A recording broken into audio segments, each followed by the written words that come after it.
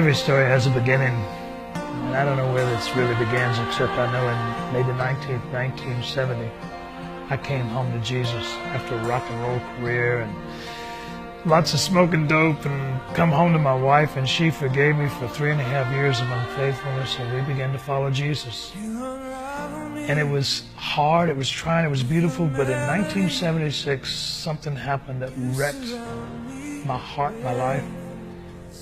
She had made several trips to the physician, her gynecologist, her female doctor, and he said, "Linda, there's some problems." The long and short was, she had cancer of the uterus, and what was necessary was to have a hysterectomy, a surgery to remove all the female organs. I wasn't so concerned about that because we had 2 daughters and we had enough, and I didn't want any more children anyway, because I figured some of the drugs I did, why risk having a child deformed? And 2 weeks before the scheduled hysterectomy, a prophetic man, because back in those days, in the 70s, nobody was known as a prophet. But a very prophetic man called me and said, "I need to see you. Something happened that's life-changing." He would go to a baseball field where there was some swings, kind of a playground, and he would go there in the evening and intercede.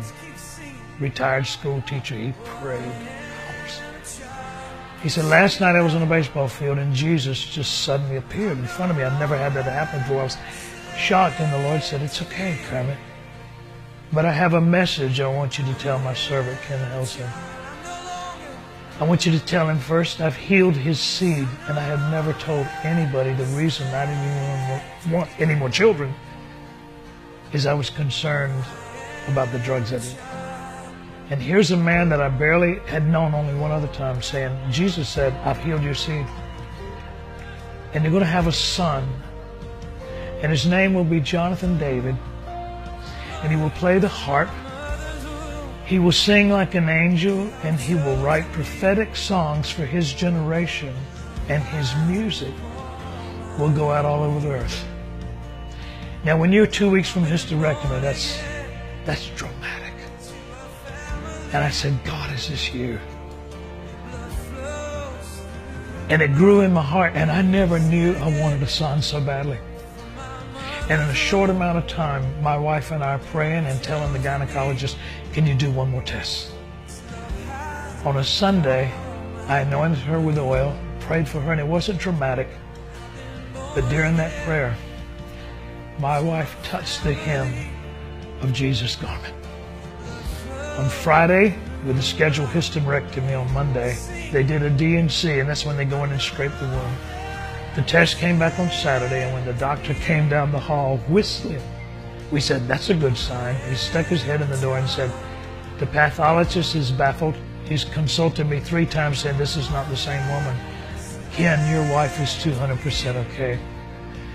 We got pregnant with a little boy who was named Jonathan David. And he was all boy. He never showed any interest in music. He just loved to play sports. I don't care if it was a ball, he was into it. But at 19 years of age, graduating from high school, he came in my room one night and he said, "Daddy, didn't you used to play guitar?" See, we never told him the whole thing. We told him, God healed your mommy, we had a baby. We didn't tell him what he was going to be doing with her. "Did you used to play guitar? Can you teach me some chords?" And so we sent him off to Nuneaton, YWAM in England with a guitar and a Bible. I came to visit him in November. And on the last night before we were returning home, some of the kids said, "You should hear some of Jonathan's worship." I said, "Jonathan, I got a little cassette replayer, and I know your sisters love to hear you. You're playing guitar better."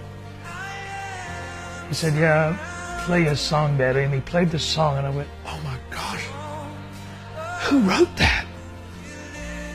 And he said to me now, he says, "I'll never forget the look on your face, because you had waited 19, well really 20 years for a word of a prophet to become reality." "We will dance in your palace all our days. We'll sing in your temple with all our praise. We'll shout down the walls in the name of your Son, because we will overcome. We will overcome." I said, "Jonathan, You wrote that. I said, the first song you wrote is the prophecy of your entire life. My generation, the 60s, the hippies, we threw away our inheritance. We wasted what God gave us. It's your generation to take back what my generation destroyed. You're going to take back the land, and you're going to do it through the power of worship. And so it is that here I am, 71 years old, and it used to be, oh, Jonathan David, Ken Helser's your daddy. No more. You're Jonathan David's daddy? Oh, that can't be.